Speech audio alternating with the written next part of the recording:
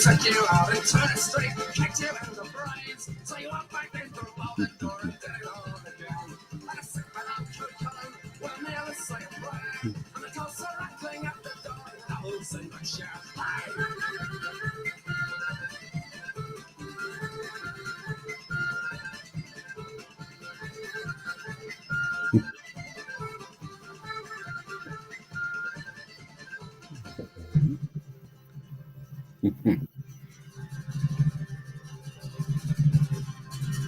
Remember that foul evening when you heard the... It's Friday night. Hello, everyone. Welcome to another thrilling episode of that album with my good friend and namesake, Adam. Although I'm Shane. Hi, Shane. Obviously. Actually, I don't drink, so it's zero alcohol, but I did think that maybe I might open a beer. Wow. An alcohol-free beer, obviously. Yeah, likewise. Yeah, it's just to get in the mood. I should have had, it should have been Guinness, really, shouldn't it? Yes, shouldn't it? Yeah. Toronto. Yeah, absolutely. So why this album? Well, number of reasons, as always, for these type of things. And I think the critical thing was that I just think it's got so much going for it in so many different ways, particularly at the time when it came out, when there was so much going on in the early 80s. There was nothing like this. There was just nothing like this whatsoever. And I think it was just perfect timing. It was just that, there was such an eclectic and diverse music scene that this just fitted brilliantly in it, because there was nothing really like it. There was nobody else doing this type of stuff. And it's again, when you kind of listen to the music and the musicianship of it, you think it's just fantastic. And for anybody who's been to Ireland, it's just perfect, isn't it? It just, you just want to sing and dance. Yeah, it is funny, isn't it? Because if you go to Ireland and you go to a pub, which clearly you will do if you go to Ireland, there's always a bit of music going on. And everyone talks about Irish hospitality. But the funny thing is, until you go to Ireland, you have no idea what hospitality really is. And I remember I was in Northern Ireland, well, actually really near the border, up in the kind of like the Lake District of Northern Ireland, and don't know what happened there, up in the Lake District of Northern Ireland. And I was in a pub one evening, literally 100 yards from the border with Southern Ireland, and I was standing in a pub chatting to people that I'd never met before from all over the world, and it was just amazing, absolutely amazing. Yeah. But yeah, it's funny times. So I always like to do a bit of research about what's going on at the time. So the Waterside Inn in Bray opened in 1985. Vodafone launched the first mobile network. The Sinclair C5 launched. The Dorchester Hotel was bought by the Sultan of Brunei. The first televised debate in the House of Commons. Margaret Thatcher became the first post-war prime minister to be publicly refused an honorary degree by Oxford University. And that was just January. so quite a busy year. Lewis Hamilton, James Ancaster, Newton Faulkner, Keira Knightley, Lily Allen, and Wayne Rooney were all born. Sad year for deaths. Sir William Lyons, inventor of the E-Type, or designer of the E-Type Jaguar, Michael Redgrave, Laura Ashley, and Philip Larkin, the greatest poet laureate ever, in my opinion, all died.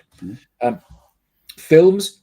This is funny. Films. St Elmo's Fire, Breakfast Club, Goonies, like classic kids' films of that era. Pale Rider, Out of Africa, Commando, books, Handmaid's Tale, Cider House Rules, Ender's Game, Galapagos, Oranges Are Not the Only Fruit, were all published. And albums, Hounds of Love, that we've done on here, Brothers Films that we've done on here, Misplaced Childhood that we've done on here, Dream of the Blue Turtles that we've done on here, as well as Around the World in a Day, No Jacket Required, and World Machine. So a good year for music, I think. I think so as well. And again, one that you've kindly invited me on before, and we've had like Stranglers and Specials. You think we were coming out of the kind of post-punk bit in the early 80s, and then we had the New Romantics coming in. So there was I suppose you could start to argue that kind of getting to this period in the decade, there was a lot had happened, but there wasn't a lot new coming through.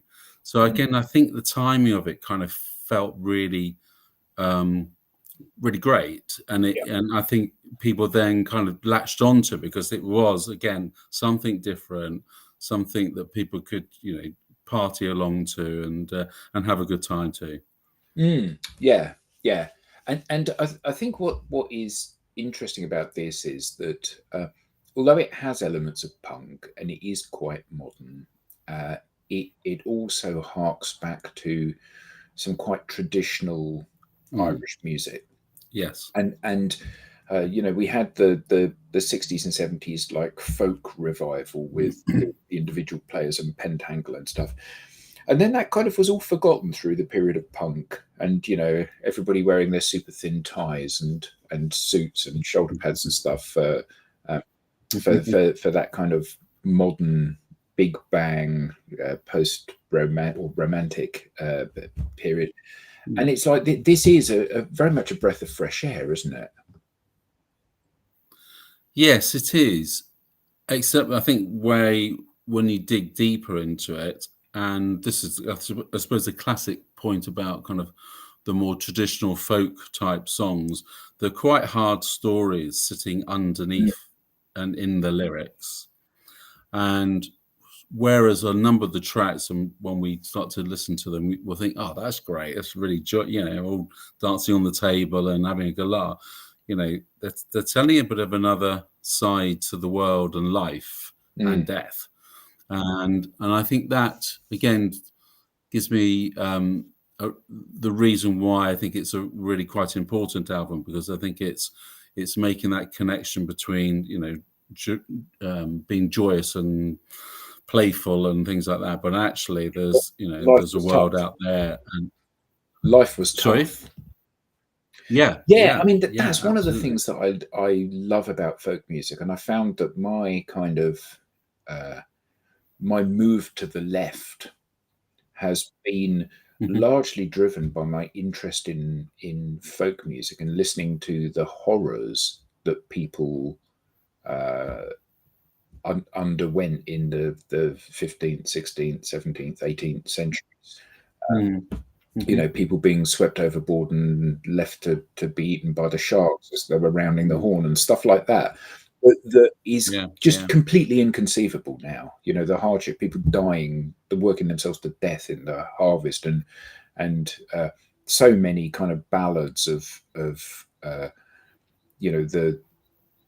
the serving maid catches the eye of the squire's son, and she's killed or sent to America or whatever as a result of that. And we just can't comprehend a lot of that stuff now, can we? No, not at all. No, I think that and I've on this program we have talked about some of those really important issues that are of this current time, and I know a lot of the other guys and girls have been on the program have also talked about it in a world of social media where you can't believe anything that's written, and then we got bluntly an idiot on the other side of the pond, on both sides of the pond. Who do whatever they think they can. It's just crazy, isn't it? But it's very shocking. But again, I go back to that point. I think that that's what is great about this album, though it is pretty punky, and it's described as kind of a punk folk album. Is keeping alive a lot of those stories, which I think are really, really important. People, I'm not a particularly good historian, but I respect the stories that often go behind a lot of these songs, and they should be kept alive. Absolutely. So about the band, and here's an interesting thing. Although it didn't happen until after this, Joe Strummer joined the band later on. Yeah. So there you go. You mentioned about the Clash earlier. So the band's unique sound is characterized by Shane MacGow's distinctive gravelly voice, along with instruments like tin whistle, banjo, and accordion. which are atypical in punk music, which of course they are. You know, it's very much got that kind of Irish vibe to it, hasn't it? One of the things that I find absolutely amazing about this is when you look at the critical reception that the album got when it came out, it was like universally well regarded, wasn't it? And I'm looking at the review scores. So All Music gave it like 4.5. The Irish Times out of 5. The Irish Times, not surprisingly, 5 out of 5. Mojo 5 out of 5. Pitchfork 9.5 out of 10. Record Mirror 4 out of 5. Rolling Stone 4 out of 5. Sounds 4.5 out of 5. Spin 4 out of 5. Uncut 5 out of 5. And Village Voice A. So, you know, there's like everybody thought this was in the top 20% of things that were being produced, which is kind of staggering, really, isn't it, to get so universally loved? Yeah, and it's because this was their second album, wasn't it? And you kind of go, well, why didn't the first, do this? But and I don't know the answer to that. Actually, maybe some of the people on the show will give us their opinion on it. But again, I think it was just one of those perfect bits of timing. It came out at the right time. There was a gap. And people just went, "Oh, this works," and then when people started to go and see them, and I'll tell you a story a bit later about seeing them. It was just everyone wanted to go because it was going to be a party. Yeah. Well, there's the famous story, isn't there, about Shane MacGowan, who we all know liked to drink or two. Came up on stage and he started to sing, and then he went to the edge of the stage and he vomited on someone in the audience, and then came back in the middle of the stage and continued to sing. So you have to admire his staying power. The album went gold in France and the UK. It got to number 13 in the UK, number 17 in New Zealand, number 39 in Sweden, and number 89 in Australia. 39 in Sweden sounds like a bit of an odd one, really, because you don't see this as being a hugely Swedish thing, do you? Not really. Well, maybe it's the folky bit. They kind of there's some probably very good folk musicians in Sweden with lots of kind of Celtic vibes. Oh yes, whatever yes, of course. Yes, counterparts. Yeah. So the first track, and I'll let you pronounce this. Oh, thanks. Yes, yeah. Carry on. Yeah. I mean, it's Kukulin. I got it written down somewhere how to pronounce it, which is we'd be here all day. Kukulin. Yeah. How about that for appalling? Yeah, not stereotypically rubbish pronunciation or something. You just say it louder and slower, don't you? And then so apparently this is an Irish warrior hero and demigod. In the Ulster cycle of Irish mythology, as well as a Scottish and Manx folklore. He is believed to be an incarnation of the Irish god Lugh, who is also his father. And quite interesting, yes, the Swedes love a bit of punk. And I've recently got into Scandinavian jazz. Oh, marvellous. A little bit of a contrast to this, obviously, but Paul saying about them loving a bit of punk. Yeah, I mean, Shane MacGowan and his relationship with alcohol, obviously in this song. McCormack and Richard Torbert are singing by the bed. There's a glass of punch below your feet and an angel at your head. Great opening. Should we have a burst of it? I think we should indeed.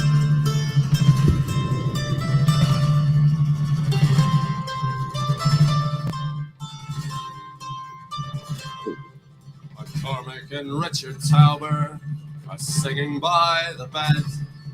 There's a glass of punch below your feet and an angel at your head. There's devils on each side of you with bottles in their hand. You need one more drop of poison and you'll dream of foreign lands. When when you pissed yourself in Frankfurt and got sipped down in Cologne. And you're at the rattling death train as you lay there all alone. Brian bought you whiskey in a bottle of Madrid. And you take some fucking blackbeard who was cursing all the youths. And I said, but I could come. You can't help but laugh, can you? You need one more drop of poison in your dream of foreign lands when you pissed yourself in Frankfurt and got sift down in Cologne. I mean, it's just, it's almost like a rude limerick, isn't it? Yeah, yeah.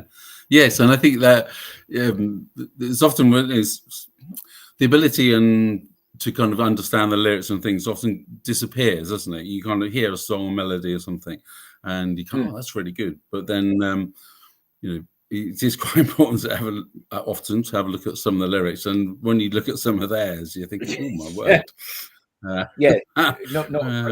wouldn't be allowed now.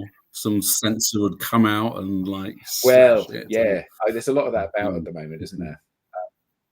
So it's massively inappropriate for a Friday afternoon LinkedIn show, obviously. But let's throw before the curfew. Sorry, we're before the curfew. We are, aren't we? You know? Yeah, but we're brave, fearless. Yeah. I mean, it's quite a good start to the album, isn't it? It's kind of upbeat, and it immediately grabs your attention, doesn't it? Yes, agreed. So track 2, The Old Main Drag. Let's have a blast of this and then chat about it.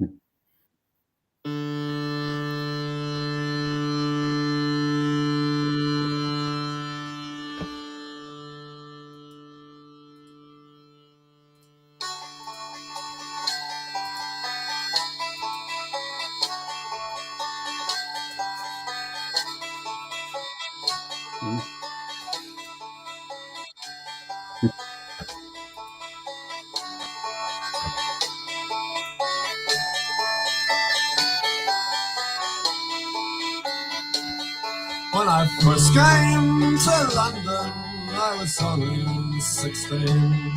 With a fiver in my pocket and my old dancing bag, I went down to the deli to check out the scene. But I soon ended up upon the old main drag, where the he-males and the she-males paraded in style. And the old man with the money would flash you a smile. In the dark of an alley, you would work for a 5, for a swift one up the wrist, down on the old main drag. In the cold winter nights. I think that rather a distasteful topic potentially, this song. But it does, like all good folk music, or the folk element in it, it does give you a very interesting glimpse into a life that you'd never know, doesn't it? Yeah, I think this is the image I got of this, and I think it starts with that very long, or I'm not sure what the instrument is, but it's almost like it's a hurdy-gurdy, isn't it? Is it? Oh, okay. But in fact, to me, it resonates as like a boat horn, and so to me, this was one of the stories about kind of migration. If we go back to some of the kind of Irish history of, the famines and poverty and things like that, a lot of people left the island for better things, but often leaving when they came, particularly to England, and you could probably argue even in the 80s, we still had, some quite right-wing racist views about the Irish, and we had RA bombings and things. So the people coming over would be often, I think, would find it very confrontational, but also then their ability to get things like jobs and things like this. So actually you ended up on the streets, and you end up, having to kind of fight your way through, a very challenging situation. And to me, that this was that's the undertone of it, was that, a number of people have found it very difficult in making that step change, and it's a kind of recognition of the problems that come about from that. Yeah, and I think, like you said, at this time there was still, the famous no blacks, no dogs, no Irish on kind of bed and breakfast type places. Yeah, where and it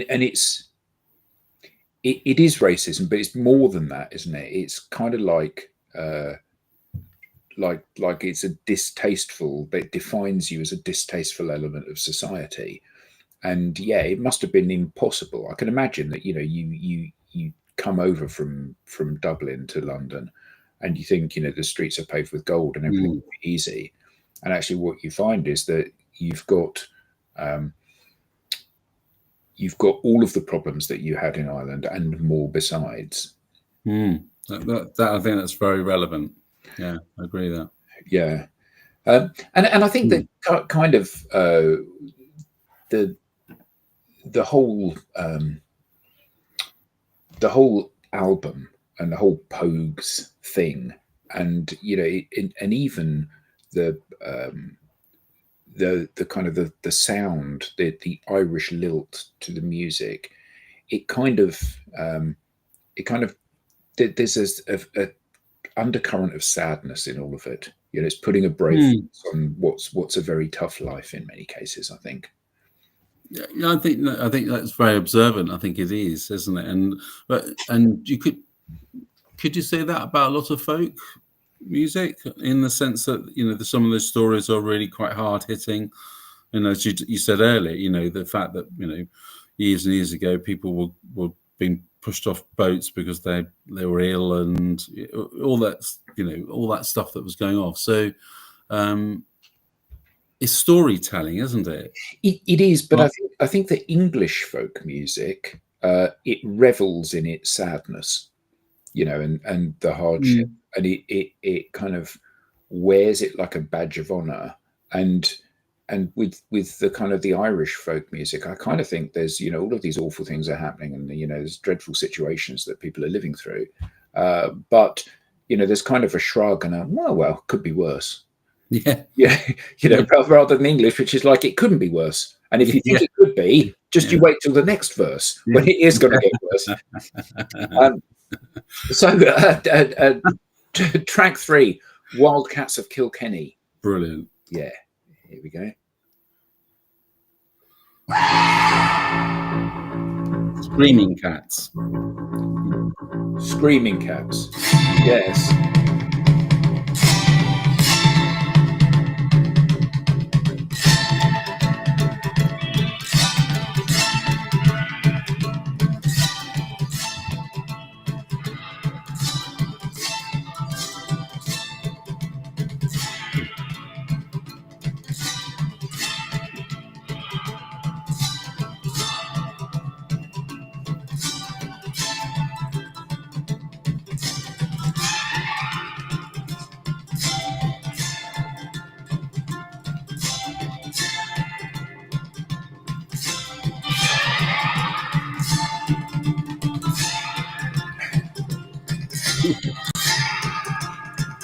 So, seeing as I am an 80s boy, I have got the complete box set of Miami Vice. Oh. And interestingly about the song, this is the theme music for one of the episodes of Miami Vice. So this is the theme music for When Irish Eyes Are Crying. Oh. Whoa. So that's a nice claim to fame. Very good. Congratulations. Look after that box set. Yes, one day that will be worth. Well, it actually won't be worth anything ever, will it? But it's still quite nice to have. So quite a nice little instrumental number, bit screaming. Again, it's very Irish, isn't it, in terms of sound? Absolutely. You could. I think you just shut your eyes. You're in a bar in the middle of nowhere in some village, and everybody's in there, and they're trying to sell you postage stamps and a loaf of bread and a pint of Guinness, and then a band appears, and off we go. And 8 hours later, you walk out, blinking into the sunlight. Yeah. So I'm a man you don't meet every day. So this is a traditional Scottish or Irish musical song, apparently, written from the point of view of a rich landowner telling the story of his day whilst buying drinks at a public house. According to Archie Fisher, the song is an Irish narrative ballad that has been shortened to an Aberdeenshire drinking song. So, yes, here we go. I'm a man you don't meet every day, which seems like a really great title for a song to be sung by Shane MacGowan, doesn't it? Let's be honest. Well, it's not sung by him, is it? Well, no.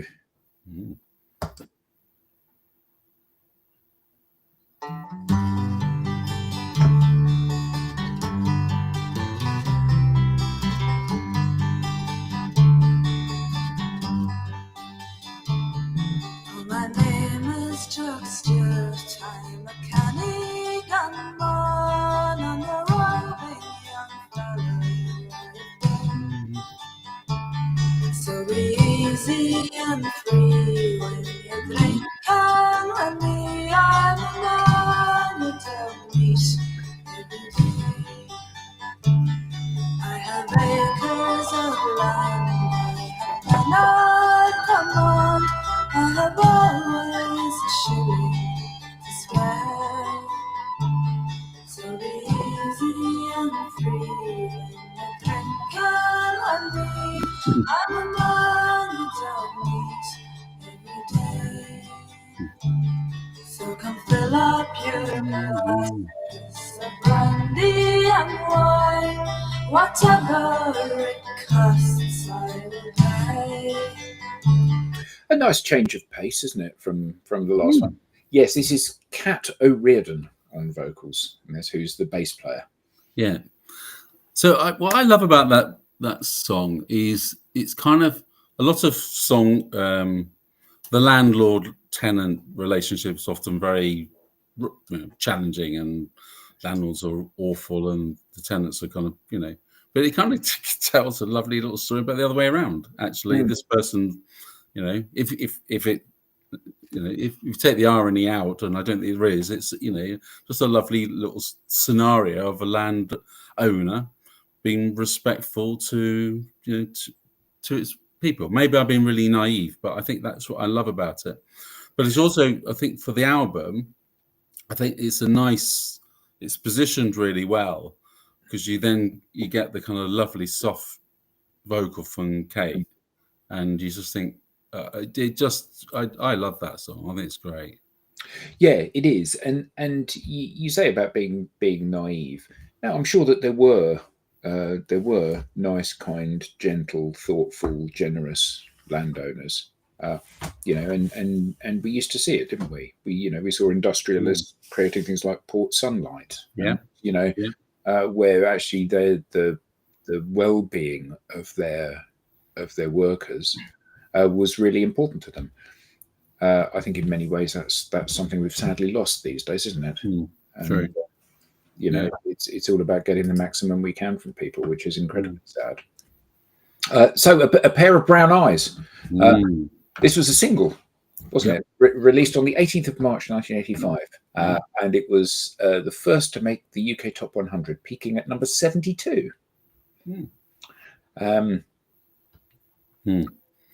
Yeah, so this was ranked as number 9 amongst tracks of the year by NME in 1985.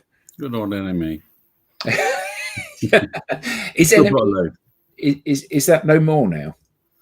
No, I think it's still out. I think it's certainly, there's an online version, and there was a few years ago, and I might stand to be corrected, but it did come out again, but almost like a monthly, and it was smaller than the famous kind of larger. What do you call that? Not quite broadsheet, was it? But yeah, it was kind of tabloidy size. Yeah. So sung by Shane MacGowan from the perspective of a World War I veteran. Song was penned by Francis McPeak in 1957 in a traditional Irish style. And it picks up a lot of as we go through the next, this image of war, which is a big theme, I think, in this album. There's lots of stories about war and people going through wars and things. And I think, I don't know why that is, except that probably, again, there's lots of incredibly horrible stories that come out of a war, don't they? And lots of awful stuff. But this is the first one that starts that theme, I think. Yes, absolutely. Elvis Costello did produce the album. Yeah, I didn't know he married her. I didn't know he married her. Okay. Yeah. So here we go. A Pair of Brown Eyes.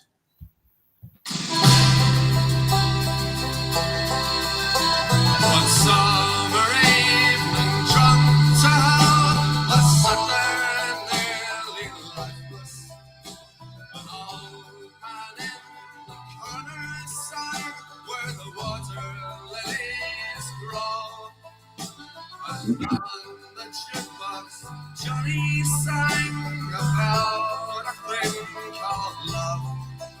And it's how you kid and what's your name and how much you bloody know. In blood and death, neath a screaming sky, I lay down on the ground. And the arms and legs of other men were scattered all around. Some cursed, some prayed and cursed, then prayed and bled some more.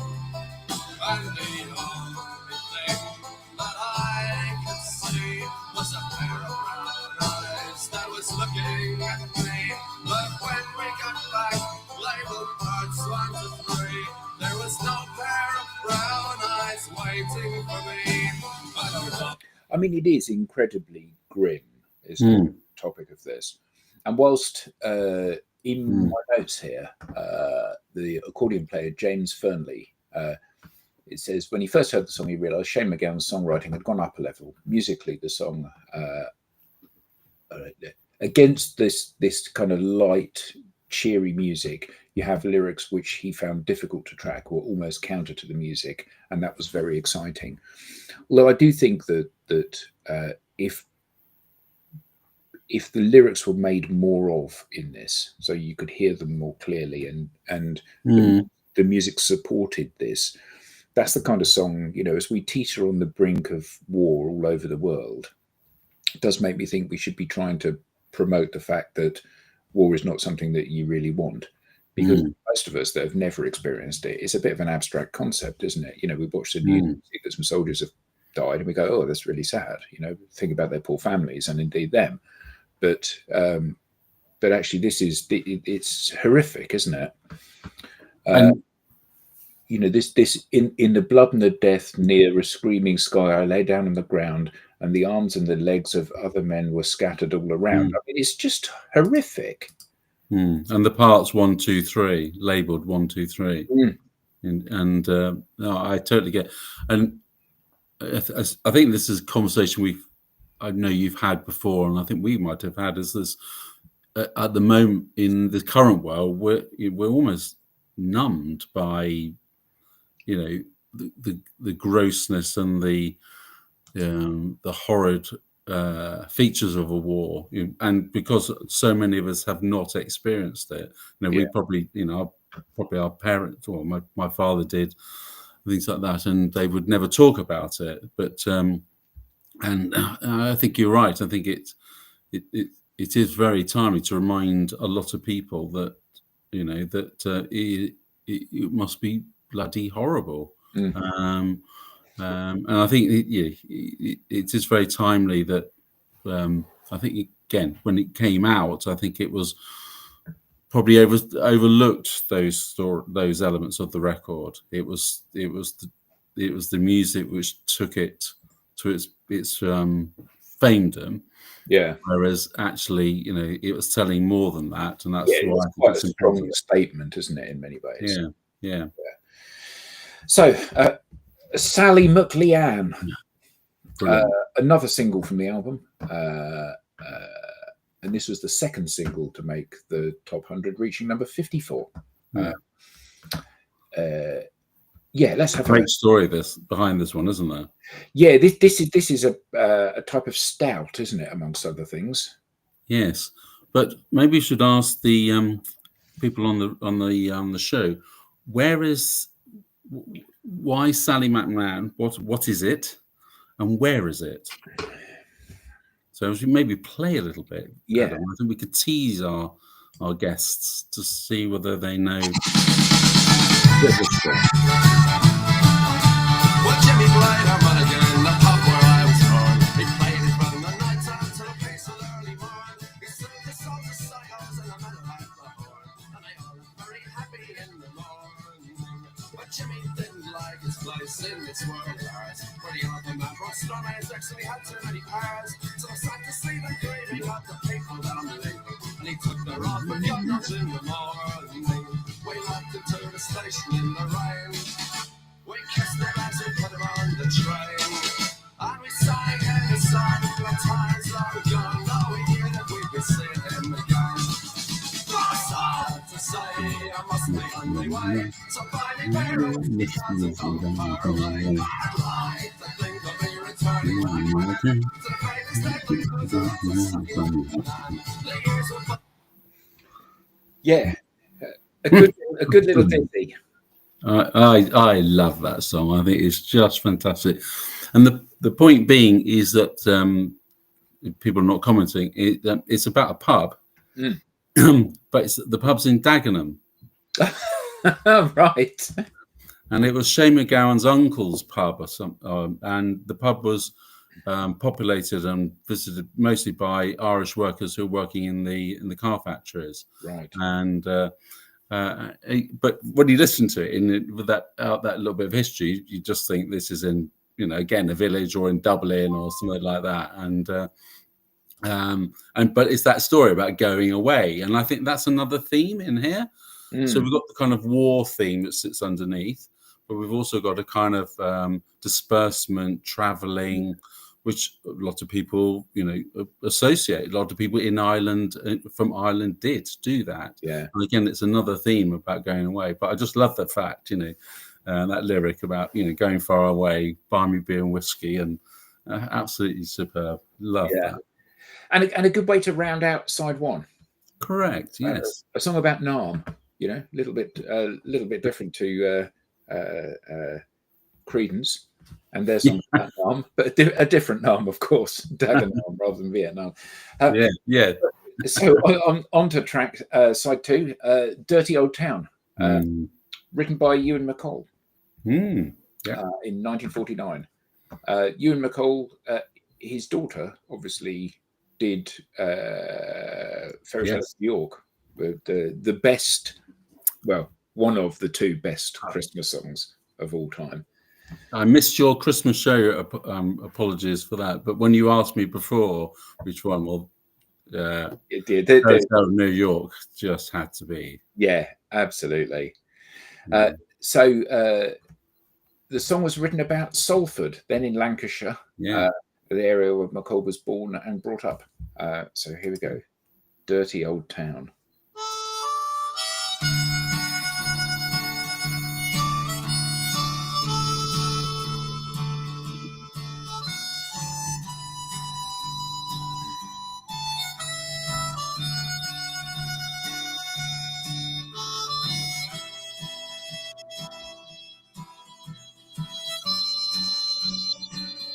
I met my love by the gasworks wall.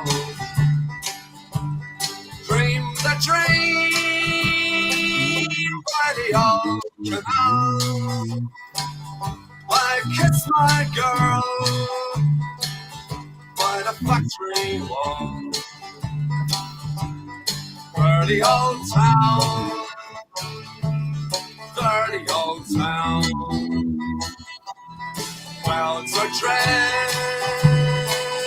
I mean, it's quite an interesting thing because I think it's funny, isn't it? As you listen to the album, and this is a very different environment listening to it to when I'm listening to it by myself. Right. I'm struck by the fact that this album came out in 1985. It was a period of huge turmoil for industrial Britain, wasn't it? Good point. All of the steel mills in Sheffield closing, all of the mills in Lancashire closing, all of the pits closing, all of this kind of massive upheaval in terms of how the country was constructed. And we're talking about a dirty old town. I met my love by the gasworks wall. I dreamed my dream by the old canal. I kissed my girl by the factory wall. It's a glimpse of a life that was about to very abruptly end, wasn't it? So, when you were a young boy and I was a young boy, there was heavy industry still. There were shipyards, there were mills, there were blast furnaces, and all of that's gone now. And this is looking back at that, isn't it? That's really, really observant. I think that's a really, really valid point. And you're absolutely right. And again, 85, we're right in the middle of Thatcher's dominance and what she was doing to the country. Sorry to be political, whether you believe that followed her or not. I think there's a number of people who didn't. I think that this epitomizes, as you say, now we look back, this epitomizes something which is now gone. I think the other thing that got me about this, Adam, was again, they're technically an Irish band, though Shane was actually born in Kent, I think. And a number of the band members are probably in England. But again, the link musically, you go to Ireland, but a lot of these songs aren't about Ireland; they're actually about England. So but I think, like you said, there's use the word disbursement. People coming from Ireland to this country, and it's about that kind of stories of the motherland, isn't it? Perhaps for other Irish immigrants to the country. Yeah, I suppose. Yes, I suppose my point was that Salford wouldn't immediately. I wouldn't connect the song to Salford, but as you said, it's the connection to the industry and the workers in those places. I mean, frankly, you wouldn't really want to connect anything to Salford if you could, would you? Well, BBC might have a problem with their media centre, anyway. Well, yeah. And any Man United fan, anyway, they're in relegation problems. So Jesse James, American folk song about the outlaw of the same name. This was recorded by many people. Bascom Lunsford, Vernon Dalhart, Woody Guthrie, Pete Seeger, the Kingston Trio, obviously the Pogues, the Riversiders, the Country Gentlemen, Willie DeVille, Van Morrison, Harry McClintock, Grandpa Jones, Bob Seeger, and the Nitty Gritty Band, amongst others. Oh, good old Nitty Gritty band. I like a bit of Nitty Gritty. Yeah. So let's have a blast of Jesse James.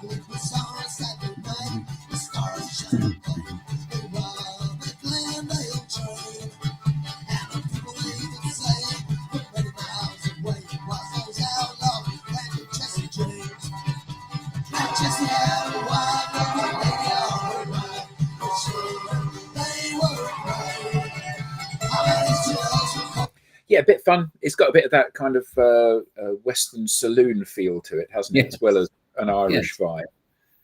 Yes, and I've always thought that this is one of the odd tracks on here because of that. It is quite musically varied, but it's musically different. Yeah. Because of what you've just picked out, but also it's a kind of a theme about America and and maybe the connections, the kind of wars, battles, individuals. It's kind of. I just found it a bit odd, really, about why they would have done this one, and I don't know what else, but yeah. Yeah, I mean, maybe it's just to add a bit of variety because the next song, Navigator. I'm reading the lyrics of this. The canals and the bridges, the embankments and cuts, they blasted with their sweat and their guts. They never drank water but whiskey by pints, and the shanty towns rang with the songs and their fights. It's kind of it is that proper folk music, isn't it? Yeah. Telling the story, passing something on from generation to generation amongst people who at this period may well not in the 80s, but harking back to earlier years, may well have been illiterate. And the only way to pass songs on was through storytelling, or facts on was through storytelling and through songs. So it's kind of back to the very purpose of folk music, I think, isn't it? No, I think this is one of the again, you've done that really well. It's kind of one of the raw tracks on here, and I think the lyrics on this one, because they're probably a bit more, there's a bit more clarity in their lyric, and in this one you can pick them out more. But it's well written. It tells a very good story.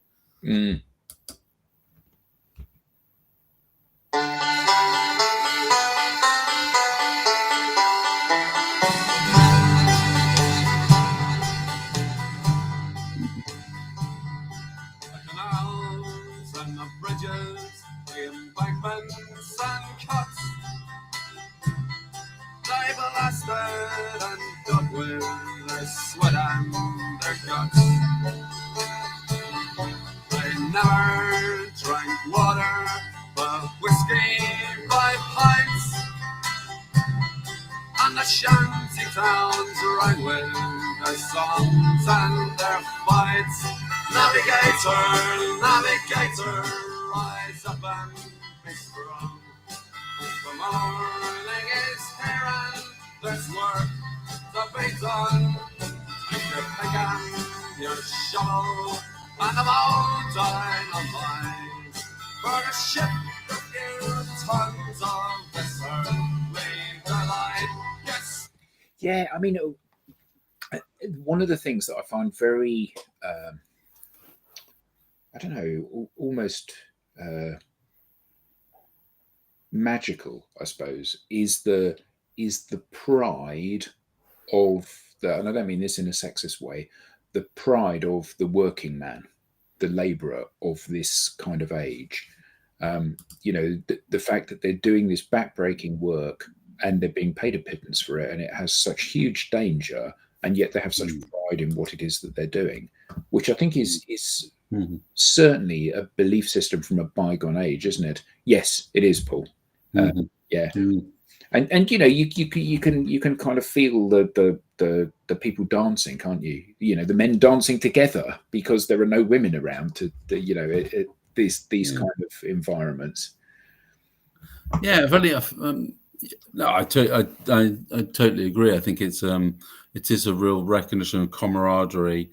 Actually, I don't see them so much. I think Paul's right. It feels like a waltz, but actually, the image I had was literally people sitting down on a chunk of rock they're just blown out of some gorge somewhere, risking life and death to everyone around them, because they wouldn't have been kitted out in high vis, hard hats. Health and safety was a long way away in those days, wasn't it? Health for what? Yeah, it would have been so it would have been just people taking a minute to have a relax and sit down with a tankard full, as he says, full of whiskey rather than water. But I think it just goes back to that narrative about working class, hardworking in incredibly difficult, challenging situations, which needs to be remembered, because that's what happened. Yeah, and I think so often it's forgotten, isn't it? The people that built this great nation, it did so with loss What of nation? lip. Well, yeah, exactly. Yeah, you can be forgiven for thinking that. So Mm. Billy's Bones. Mm. Billy ran around with the rare old crew. He knew an Arsenal from a Tottenham Blue. Love that. Let's have a blast. Billy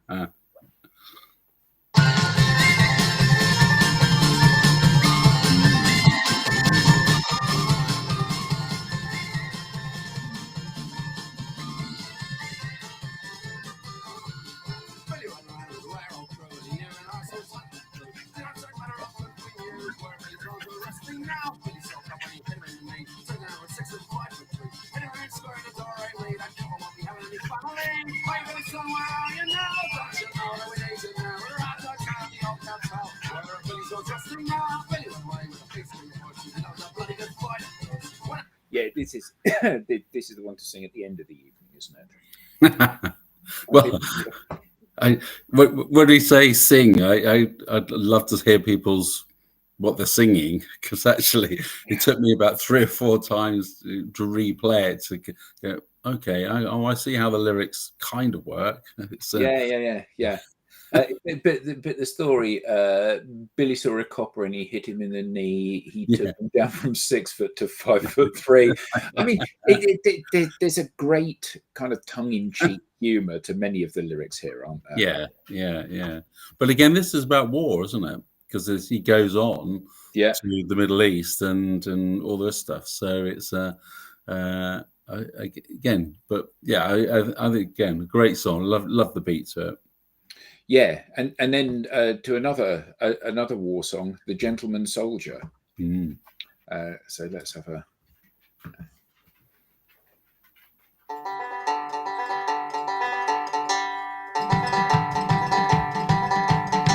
Let's have a gentleman soldier as a sentry he did stand. He saluted a fair maiden by a waving of his hand, and then he boldly kissed her and he passed it off as a joke.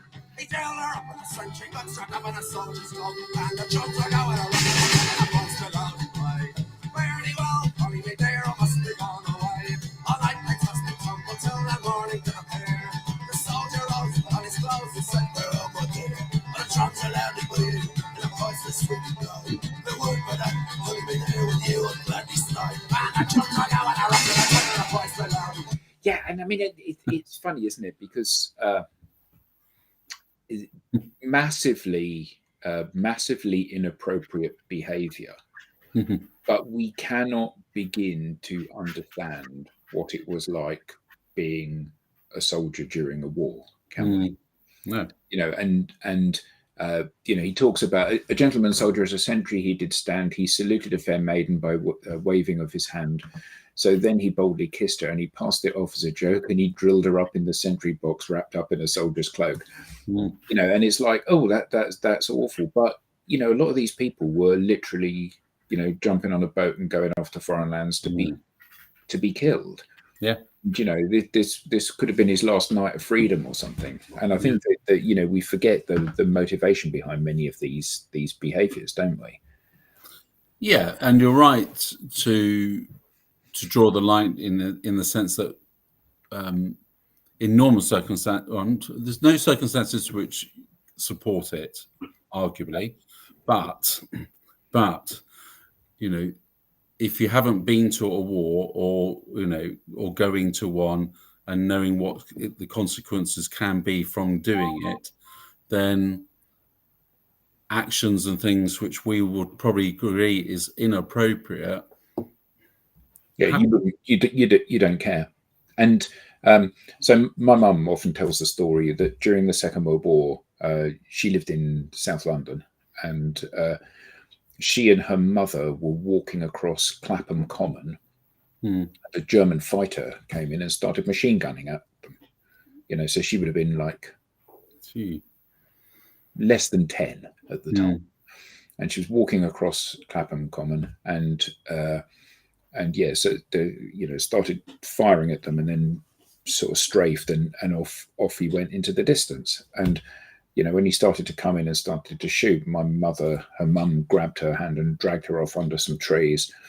And then, they came out and kind of dusted themselves down. And her mother said with something indignation, "He was shooting at us. How dare he?" And actually, we can't begin to understand this stuff, can we? We hear the stories of people that were there, but that's entirely different from us really grasping the enormity of the horror. Yeah, agreed. Yeah, horrible.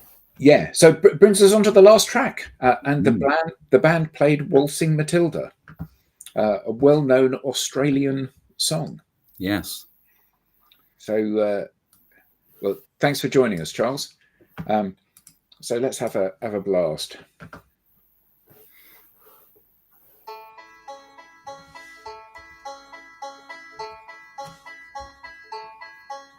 When I was a young man, I carried my pack, and I lived the free life of a rover. From the Murray's green basin to the dusty outback, I waltzed my Matilda all over. Then in 1915, my country said, "Son, it's time to stop rambling, 'cause there's work to be done." So they gave me a tin hat and they gave me a gun, and they sent me away to the war. I mean, that opening verse kind of just sums up exactly what happened to these young people, doesn't it? Absolutely. And when you follow the track through, I think it's interesting because the Waltzing Matilda was sung to say goodbye, nice to see you, good luck, and all this stuff, and then it's sung when they come back, and the song. The lyrics talk about body parts missing and things like that, and it infers that the crowd's slight joy or whatever it is of them going turns into the mobility of like, this is not good, and then there's an embarrassment of what we've just done to these people. It's an incredibly powerful song. Yeah, and it does bookend the album really nicely, doesn't it? And and again, I don't think we can kind of be too. I don't think we can dwell too long on flagging the horrors of war.